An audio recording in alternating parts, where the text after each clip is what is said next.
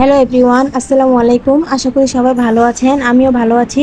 এই তো প্রতিদিনের মতো সকালে চলে আসলাম আমার পাকের ঘরে। এসে আমি বেগুন ভেজে নিয়েছি আর সকালে সবার জন্য আমি চা বানিয়ে নিচ্ছি। সবার জন্য বলতে আমার শ্বশুর শাশুড়ির জন্য।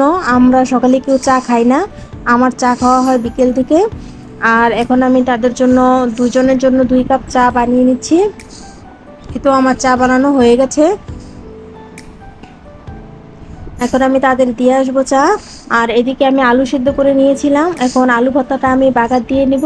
তেলে বাগার দিলে সবাই খেতে খুব পছন্দ করে। আর এখানে আমার ডাল রান্না করাটাও হয়ে গেছে।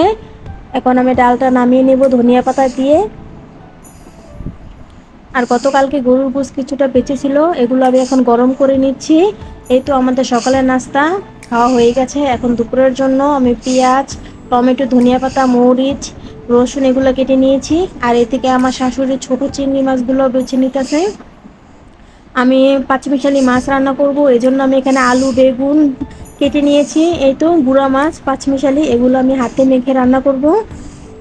তার জন্য আমি এখানে পেঁয়াজ, মরিচ, আদা রসুন বাটা, হলুদ পাখি, মরিচ পাখি, টমেটো এগুলো দিয়ে হাতে মেখে তারপর মাছগুলো দিয়ে দেব। এই তো মাছগুলো দেওয়া হয়েছে, এখন আমি হাতে মেখে ভালো করে হাতে মেখে নিব। মাখা হয়ে গেলে আমি এখানে আলু বেগুন ধুয়ে রাখা সবজিগুলো দিয়ে দিব। এখন এগুলো একটু ভালো করে মেখে সামান্য পরিমাণে পানি দেবো, যেহেতু আমি তরকারিটা পোড়া পোড়া করবো, তাই আমার বেশি পানি লাগবে না, অল্প পানি দিয়েছি। আর এদিকে আমি আনারকলি এটাকে বলে মনে হয়, এই ফলটা আমি এখন কেটে নিয়েছি, আমার শাশুড়ি খেয়ে নিচ্ছে। আর এদিকে ছোট চিংড়ি মাছ ভিজিয়ে রেখেছিলাম পুঁইশাক দিয়ে রান্না করব বলে। আর এখন আমি রান্নাটা বসিয়ে নিচ্ছি। এই তো এখানে আমি ছোট চিংড়ি মাছ দিয়ে নিয়েছি, পেঁয়াজ কুচি, মরিচ, আদা রসুন বাটা দিয়ে এখন আমি এটাকে ভালো করে একটু কষিয়ে নিব। এখন একটু পানি দিয়ে দেব যাতে নিচে লেগে না যায়।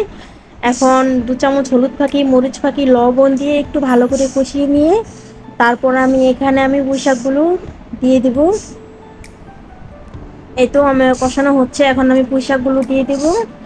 পুঁই শাকগুলো দিয়ে এখন একটু ভালো করে কষিয়ে নিব। কষিয়ে নিয়ে সামান্য পরিমাণে পানি দিব, কারণ পুঁই শাক থেকে প্রচুর পানি ওঠে। পানি দেওয়া হয়ে গেছে আমার। এখন আমি এদের ছাঁক দিয়ে কিছুক্ষণ লাড়াচাড়া করে তারপর আমি তরকারিটা নামিয়ে নেব। এই তো আজকে দুপুরে আমি পুঁই শাক দিয়ে চিংড়ি মাছ রান্না করেছি, ছোট মাছ রান্না করেছি আর ডাল রান্না করেছি। আর বিকেলের জন্য চা খাবো, এই জন্য চা বানিয়ে নিচ্ছি, সবার জন্যই বানাচ্ছি।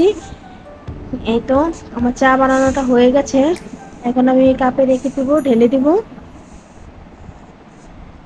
আমার চা বানানো হয়ে গেছে, এখন আমরা সবাই মিলে চা খাবো। আর রাত্রে আমার শ্বশুর আসার সময় আমাদের জন্য আইসক্রিম আর চকলেট নিয়ে আসছিল, সেটাই খেয়েছি। আল্লাহ হাফেজ, সবাই ভালো থাকবেন।